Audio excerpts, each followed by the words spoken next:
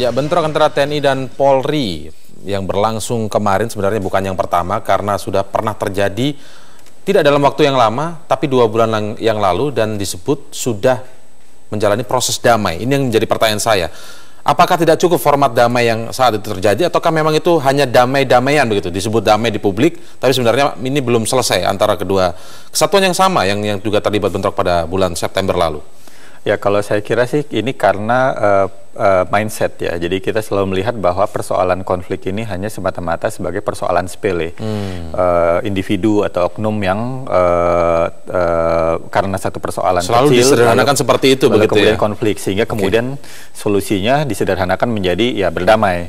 Padahal insubordinasi atau konflik dengan menggunakan senjata api atau mobilisasi pasukan itu sebenarnya adalah sebuah pelanggaran yang cukup serius di masing-masing institusi. Jadi tidak boleh lagi dong kemudian para petinggi atau pihak yang berwenang terkait dengan dua kesatuan ini kemudian mengatakan bahwa ini adalah persoalan sepele yang diawali oleh saling tatap, saling pandang. Itu tidak boleh lagi seperti itu. Nah, kalau ingin menghentikan persoalan serupa untuk tidak ulang, harus ada sesuatu yang bisa menimbulkan efek jera.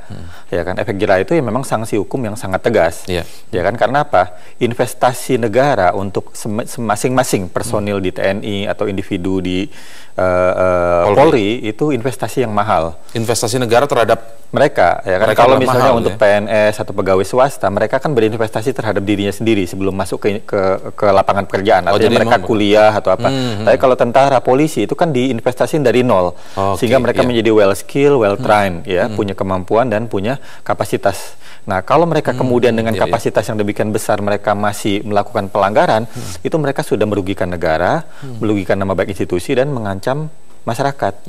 Itu makanya solusinya tidak bisa hanya segera perdamaian. Memang harus ada penindakan hukum tegas. Kalau itu tegas, ini akan jadi efek jera. Mereka juga tidak akan dengan gampang